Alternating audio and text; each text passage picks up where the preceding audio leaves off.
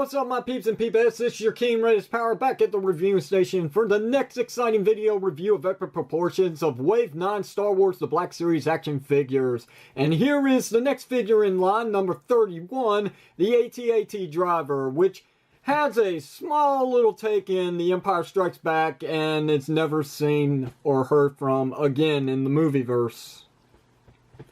At least as far as I know. So, with that said, let's go ahead and take a look at the packaging of the figure as partake of every single video review when I can. So, here it is. We got Star Wars The Black Series logo right here on the front with a nice profile image used on the packaging for the AT-AT Driver right there. On the side here, we got number 31, AT-AT Driver, onto the back of the packaging. And this is basically your standpoints here. We've got a nice brief summary of the AT-AT Driver, which explains a little bit more of his story than what The Empire Strikes Back could, with a couple clips of the character.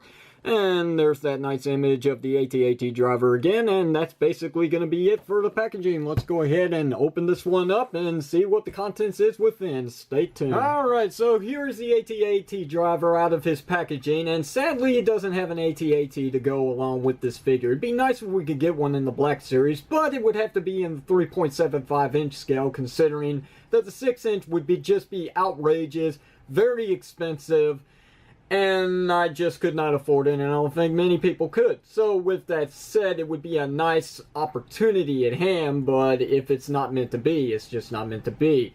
But I'm going off the topic. Anyway, let's talk about the actual pilot for the AT-AT itself, which is right here.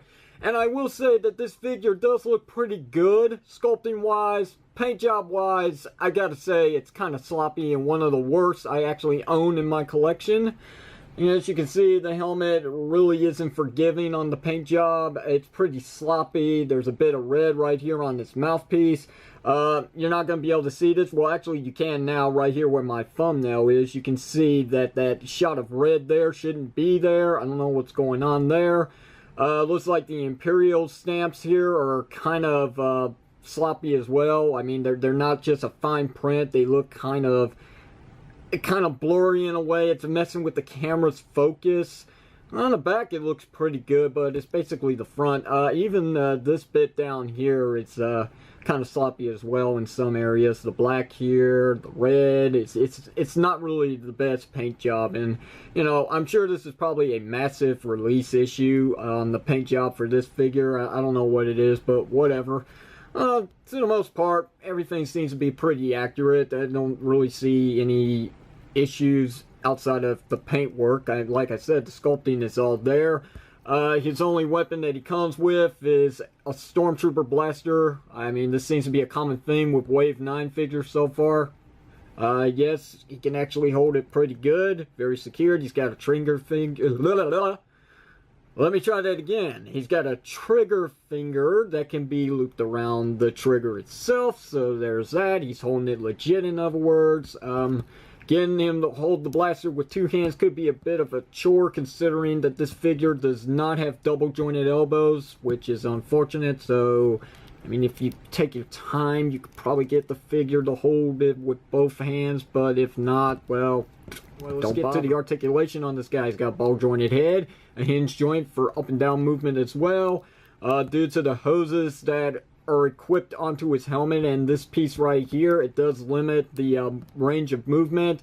Not so much for the left, but to the right side, it's just a little tight on mine, a little restrictive. He does have universal shoulder joints. His shoulder pads are rubber, so they kind of get out of the way, kind of, sort of.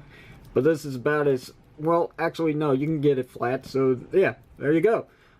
We do have upper elbow rotation, single jointed elbows. He's got a rotation at the wrist. He's got a joint for inward and outward movement here. Okay, so we got a ball jointed upper torso. Basically, you get your full range of motion here, which is kind of cool. I thought this piece here, which is actually a separate piece, would actually be restricting, but nope, that's not the case. So we got ball jointed legs for this much forward, this much back. We do get some inward and outward play, but it's kind of restricted because of the sculpting here of this separate piece. But then again, if that weren't there, this is probably as far out as they would go anyway. We do have 5 swivel cut. So there's that. We've got double jointed knees on this figure. And let's see, well, no boot cut, but we do have a hinge joint for up it, or we do have a hinge joint for up and down movement, and then we got a nice ankle rocker pivot, which is pretty good. Not as superior as Marvel Legends, but hey, it's thereof and of the same company. And that's basically going to be it for this action figure. There's not much else to really say about it, because there's not really much to talk about with the said character. Like I said, he's only in a few scenes of The Empire Strikes Back, and you are really not working with me in this video.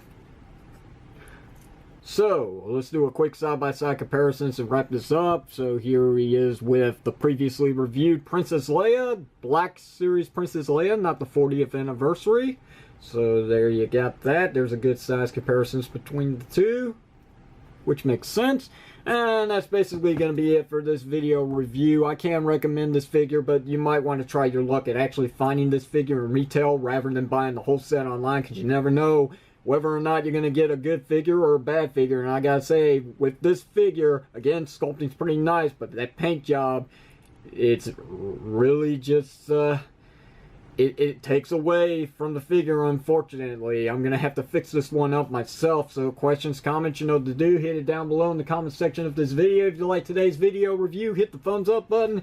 If you haven't already, don't forget to hit that subscribe button to see other video reviews similar to one you're seeing here today, with more Star Wars The Black Series action figures on the way. Until then, this is your King Red's Power signing off, saying thank you very much for watching this, and I will see you whenever you see me.